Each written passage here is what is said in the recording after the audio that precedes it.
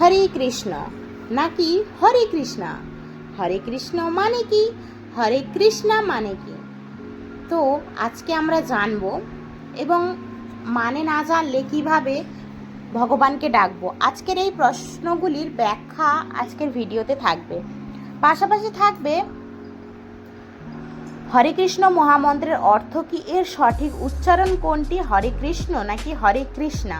তো শুরু করা যাক। হরে কৃষ্ণ মহামন্ত্রটির মন্ত্র শব্দটির অর্থ হলো মন বা তনের সমন্বয়ে গঠিত। সংস্কৃতে মন শব্দের অর্থ মন এবং ত শব্দের অর্থ ত্রাণ, অর্থাৎ এই কলিযুগের রাগ, কুলসতা, পাপ এবং মন্দকতা থেকে মুক্তি পাওয়ার বা ত্রাণ পাওয়ার উপায় হচ্ছে হরে কৃষ্ণ মহামন্ত্র জপ করা। এই হরে কৃষ্ণ মহামন্ত্র উচ্চ স্বরে মনোযোগ সহকারে শুদ্ধভাবে উচ্চারণ করার মাধ্যমে এবং তা নিজের কর্ণে শ্রবণ করার মাধ্যমে এই জড়জগতের সমস্ত প্রকার অশুভ প্রভাব থেকে নিজের মনকে নিয়ন্ত্রণ করা যায়। এবারে বলবো হরে কৃষ্ণ মহামন্ত্রের অর্থ।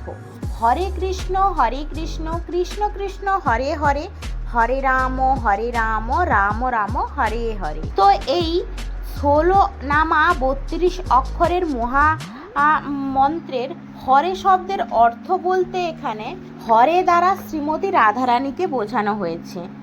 রাধারানীর আরেক নাম হলো হরা, কারণ তিনি শ্রী মধুসূদনের হৃদয়কে হরণ করেন, আর তাকে এখানে হরে বলে সম্বোধন করা হয়েছে।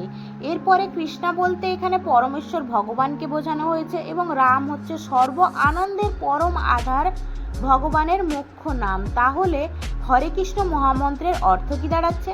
অর্থ দাঁড়াচ্ছে, হে ভগবান আহ্লাদিনী শক্তি শ্রীমতী রাধারানী, হে পরমেশ্বর ভগবান শ্রীকৃষ্ণ, হে ভগবান আমাকে কৃপাপূর্বক আপনাদের প্রেমময় সেবায় নিযুক্ত করুন। তাহলে আশা করি আপনারা বুঝতে পারলেন হরে কৃষ্ণ মহামন্ত্রের অর্থ কি। এবারে বলবো হরে কৃষ্ণ বলতে হবে নাকি হরে কৃষ্ণা বলতে হবে, সঠিক উচ্চারণ কোনটি, হরে কৃষ্ণ নাকি হরে কৃষ্ণা? সঠিক উচ্চারণ হবে হরে কৃষ্ণ, হরে কৃষ্ণ নয় হরে কৃষ্ণ। তবে এখানে একটি বোঝার মতো বিষয় আছে, সেটি হলো একজন ভক্ত জীবনে ভক্তি ভাবটাই হলো প্রধান। যদি সেই ভক্ত ভাব নিয়ে ভুলভাবেও সে নাম উচ্চারণ করে তবে সে তার ফল লাভ করবে। যেমন ধরুন এক শিশু, সে কান্না করছে, কান্না করে সে তার মাকে ডাকছে, তো সে সঠিকভাবে মা উচ্চারণ করতে পারছে না, তাহলে সেই মা কি তার সন্তানের ডাক শুনবে না? সে যতই মার পরিবর্তে আ বলুক না কেন, কিন্তু তার মা জানে যে তাকেই ডাকছে, তার মা কিন্তু দৌড়ে দৌড়ে তার কাছে চলে আসবে, কারণ এখানে কিন্তু প্রেমটাকেই প্রধান বলে ধরা হয়েছে। ঠিক একই রকমভাবে আমরা হরে কৃষ্ণ মহামন্ত্র সঠিকভাবে উচ্চারণ করার চেষ্টা করব, কিন্তু যদি কখনো তৃষ্ণা চলে আসে তাহলে কি ভগবান বলবেন না সে তো আমাকে ডাকেনি, সে কৃষ্ণা বলেছে, তাহলে সে দ্রৌপদীকে ডেকেছে, আমি যাব না? তিনি এটা কখনোই বলবেন না, কারণ তিনি হচ্ছেন ভাবগামী জনার্দন। তিনি ভক্তের ভাবকে গ্রহণ করেন এবং সকলের হৃদয় তিনি বাস করেন। কে কিভাবে ডাকছেন তিনি তা বোঝেন। মূল কথা এটাই, কেউ যদি ভগবানকে সঠিকভাবে ডাকে, সঠিক উচ্চারণ করে তাকে ডাকে, কিন্তু তার মধ্যে কোনো ভক্তির ভাবই নেই, তার মন চঞ্চল, এদিক ওদিক ঘুরে বেড়াচ্ছে, তার মুখেই শুধু সে বলছে, তাতে কিন্তু কোনো ফল প্রাপ্তি সে হবে না।